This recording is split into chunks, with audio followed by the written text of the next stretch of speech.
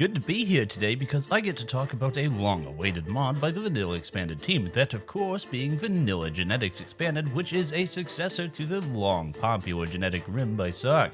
But don't go thinking that this is just a remake, think of this more like a reboot. We got some familiar mechanics, but we also have some new ways to play this. Oh, and that reminds me of today's sponsor.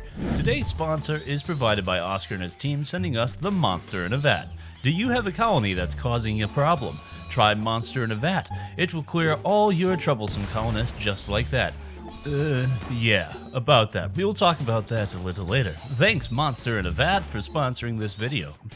Starting off with the colony creation, this mod adds some fresh ideology stuff. These ones are based on mutations, and something that might annoy turtlers is that the two memes, mad scientist and careful geneticist, both hate having automated turrets in the base, mostly because you will be busy making abominations to defend you. Why waste time making turrets for that, I say? Well, what if said abominations get out of hand? So what's the difference? Well, careful geneticists won't be upset when failures come out of the vats, and colonists get a speed buff to genetic table work, though in exchange for that, you don't like turrets. Oh, and you really hate human hybrids. Yeah, that's another thing to talk about later. Mad scientists don't care about human hybrids, so yeah, go wild like a certain evil anime father. Word.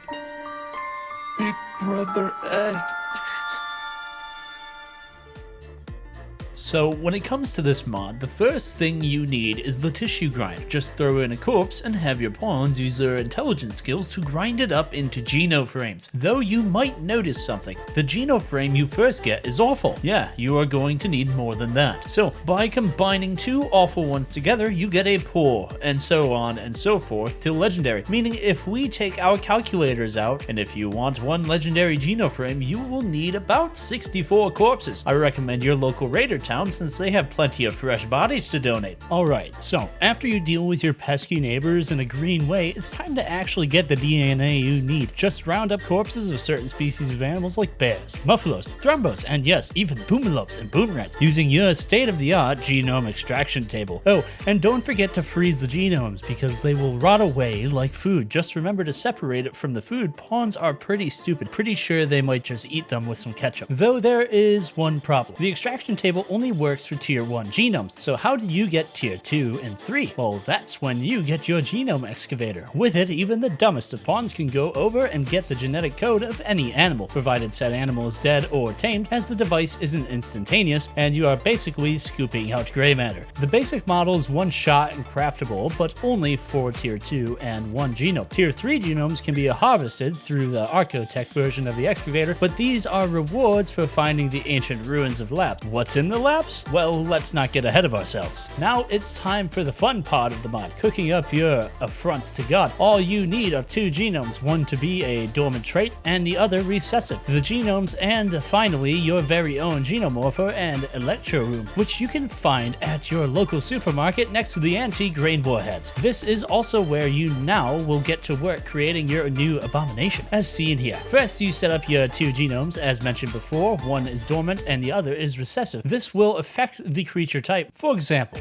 take a chicken and a muffalo. If the chicken is dormant, you get a chicken muffalo, which is smaller, tiny thing, as opposed to a muffalo chicken, so get your order right. Next, put in the genoframe. The quality of the frame will be important as it affects stability. There is always a chance of a mess up, like the recessive gene being dominant, or something really bad comes out here. Remember the monster in a vat we mentioned earlier? That's what can come out if something goes horribly, terribly wrong. We will go over that in another segment back on this subject after you set up the genome and maybe include the optional craftable or buyable boosters to help with your goals like stability, and after 3 days you got a little orb of DNA that you can put into the electro room and cook up your final creation. Alright, now let's talk about how things can possibly go wrong. So what are things that can go wrong during this process? Well, many people back with Genetic Grim will remember the abhorrent flesh beast that might appear when you have a failure, doing nothing but making a mess and pretty much begging to be put out of their misery. Though now we got a few new mistakes of nature, like the fleshling, which isn't a threat at all. In fact, it will spend what little life it has trying to nuzzle and feel important, or it will die. Yeah, sounds familiar. On the opposite spectrum, we have the flesh monstrosity, which as you saw before is a pile of muscle and anger that will die on its own, but with every kill it gets its will increased, prolonging its own life, in other words. Finally, something far worse. If things go really wrong, you get the flesh growth, aka cancer on steroids, with cancer cancer of their own. You will get a fast-growing goop that will not die by conventional means. There is only one way to take it out: fire. You are going to need to go full colonial marines on this one, more so with them spawning flesh flies that are a pain to hit. You never want to go this far. Give me the flesh golem any day. Next are the health issues that can come about with this due to age. Since their DNA is unstable, when a hybrid gets to the end of their lifespan, they will develop health issues that cannot be cured, only mitigated. We have muscle necrosis, which can turn into damage at random parts of day until death. Tuberculosis, which is of course lung damage. Animal abasia, with paralyzed legs and eventually non-functioning everything, leading to death. Sog syndrome, which makes animals crave nothing but human flesh, a slow death for carnivores that run out of flesh, and for herbivores, they will eat everything they can but vomit out. And for this one, there is no tending. I recommend the old Yeller approach for this one, sadly. Finally, Greater Scaria, which is like Scaria, only it's a permanent manhunter and a 100% chance of rotting. Oh, and they don't need to eat or sleep during the 5-day rampage. This also is something present during any abandoned labs quests, as old hybrids will be around, and the Wandering Monstrosity event is there too.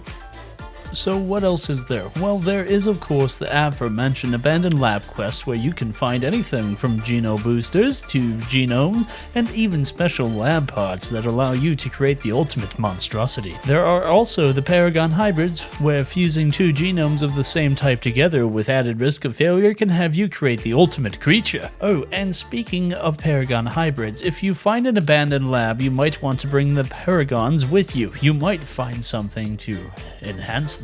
There is of course orbital genetic traders to help with getting key items for making your hybrids, the many different bionics you can make for both humans and animals alike, which by the way are leveled based on the level of the genoframe, so keep that in mind. Finally, of course, there is the mod support. Yeah, if you include vanilla expanded insectoids, you can make the bioengineering lab for all your insectoid needs. There is Dinosauria, alpha animals, rimbees, megafauna, and of course cosmic horrors for all your bioengineering needs. I am so happy that the tradition of mod support with each other is alive and well, and given how vanilla expanded framework is, I won't be surprised if more support comes in. Me, I just want a mod for a Paragon chinchilla to slaughter my enemies.